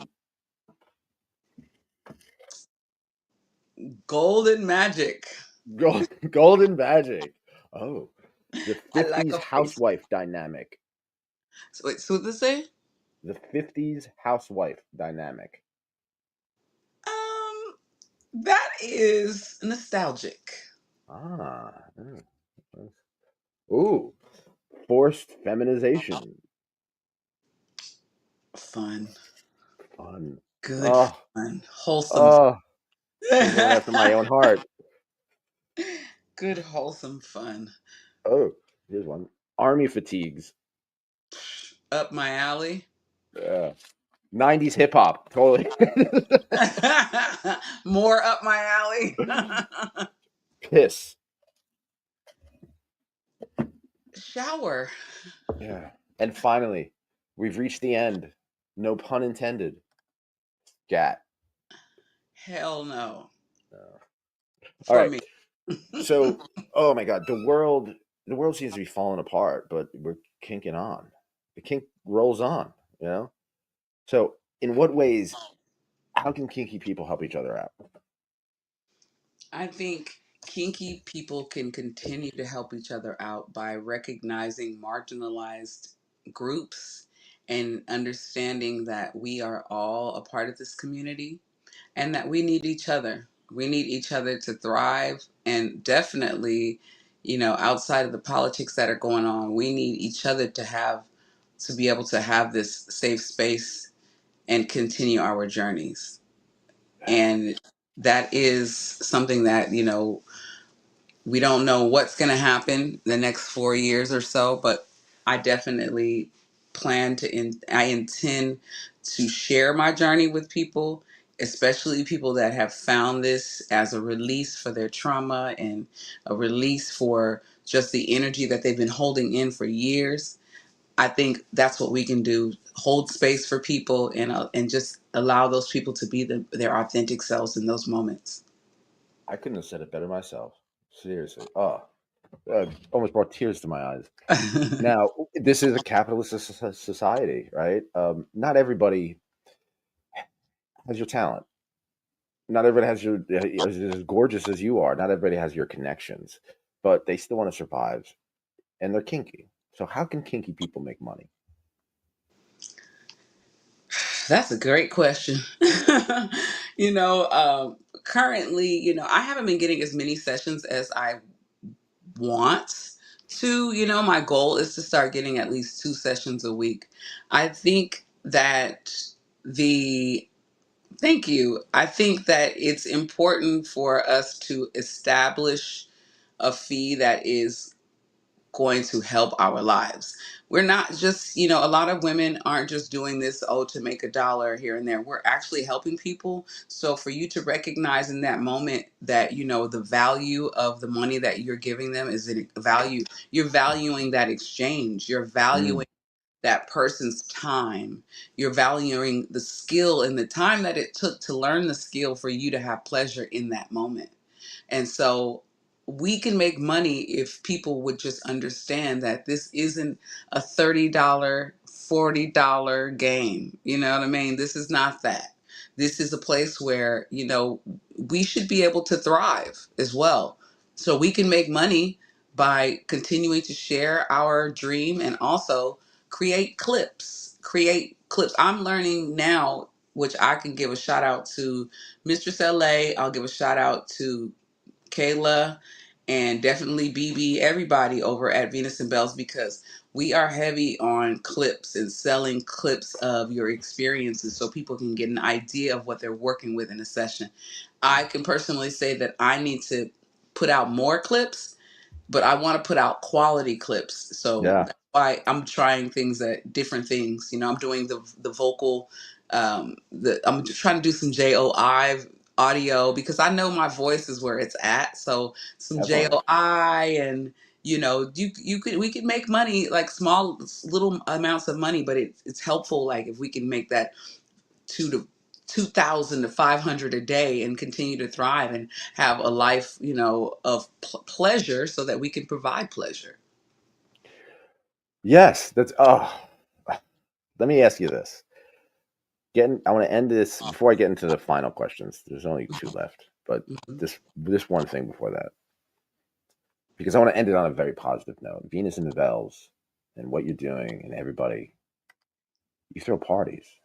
Mhm. Now, here in New Jersey, we have something called Mischief Manor. Shout out to Mr. Shari, Catnip, Peyton, Black Messy, uh, all the people at the Manor. We came Mhm. together, and it's like those parties keep me going. Seriously, when life gets hectic. I have a place. My friends and I have a place where we can go to. We can be alone. We can be sexual if we want to. We don't have to be if we don't want to be, but we have that freedom to be. That is something absolutely beautiful. And I try to find the words to describe the energy and the atmosphere of a Mischief Manor party. I'm still trying to find the right words. Mhm. So please, with any words possible, can you kind of enlighten us to what Innocent Bell's party is like? They are open. You're going to have a great time because you're surrounded by some of the most beautiful women in LA. That is for sure. We have an event coming up that I really want to put a big spotlight on because one of my closest friends, on Twitter, Alpha Day Sub Night, he is coming down here to host this party, but it is sirens and scallywags. So it's going to be a really interesting story. I saw that looks awesome. It's going to be fun. The idea is, the mermaids and the sirens from back in the day. I have so many outfits that I want to do. I'm also going to another event that night, so I have to be a cowgirl at one event, and then I got to be a mermaid at the other. So it's going to be interesting. I have the mermaid hair, so I'm good. But this one is going to be great. It's on the 19th of April. And if it's anything like the other parties, you're going to meet some quality people there. The first event that we had in a while back in the day is where I met my sub John. And he is such a quality person that I met at that event. I just know moving forward, there's not going to be anything but quality people in the room. And I think that's what we need as Doms. We need people that understand the value of our time to come to Yeah. the parties. And so that's what It you're going to get when you come to these That's parties. what they say. It's not what you know. Well, I like to say what you know keeps you in the room, but who you know gets you in the room. Yes. And surrounding yourself with good people, good kinky people, good time. If you're out there, anyone listening to this, go to a party. Find a Yeah. party near you. If there's not a party near you, start one. Seriously, get Yes. people together. We need it in Start a the culture. munch. Go to a Start a munch. bunch. Yeah, start a munch. Really get that's. Can I give a shout out to this munch that I go to? Please. To, it is unicorns and boys who clean for doms. Susan or Calico Caress is the head of that munch, and the gathering. These two. She doesn't do the gathering, but she is. That's another munch that I go to. Those two munches have been going on for quite some time. There's some quality people there. You come hang out with people in your regular clothes. If you want to wear kinky clothes, just be careful depending on the venue. But it's just you're being around your kinky friends. It's a great thing. Go to these parties and go to these munches and get an experience and Yeah. find people that are like-minded so you don't feel alone in this community. Yeah. Yes. Oh God, I love your energy. It's gonna be a great weekend because of you. You. So we're all looking for something. Goddess, where do you want your kinky path to take you next? I seek success in everything that I do. And I have found a way to enter and navigate so many different spaces and always kind of rise to the top.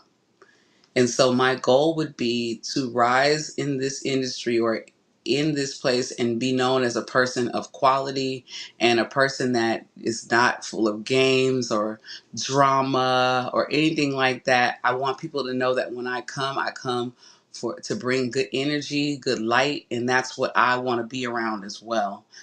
I am looking for this kinky path to take me into success when it comes to the new podcast episodes, when it comes to the events that I go to, and that which means more subs that are quality approaching me and knowing my time is worth the money. And those magical sins are wonderful too, just to keep a sister going throughout the week. I love that. So my journey, I want it to lead me on a path of success in everything that I do. Oh, well said. And finally, we have I do want to do some plugs. First of all, get 15% off all inventory at Locked in Lust with offer code YKF. Check out the Patreon, YKF, patreon.com, YKF. We have tons of stuff we're going to put on soon. I've been saying that, but now we finally have it. And yourkinkyfriends.com.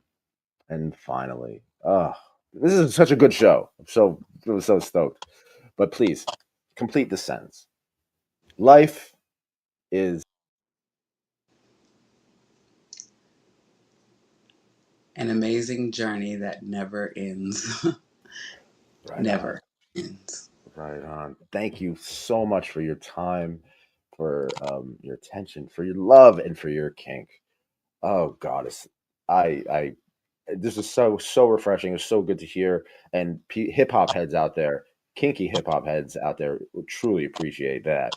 This, uh, how can we get in touch with you? How can we support you and everything you do?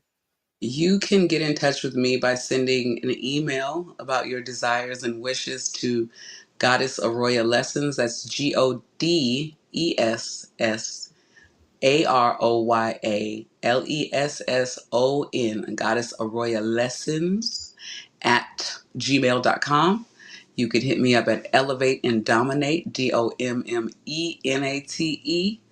dominate.com. You can hit us up there. Also on Instagram under Goddess Aroya XX, on Twitter under Aroya Goddess, on FetLife under Goddess Aroya Lessons and Aroya Goddess. And Trist.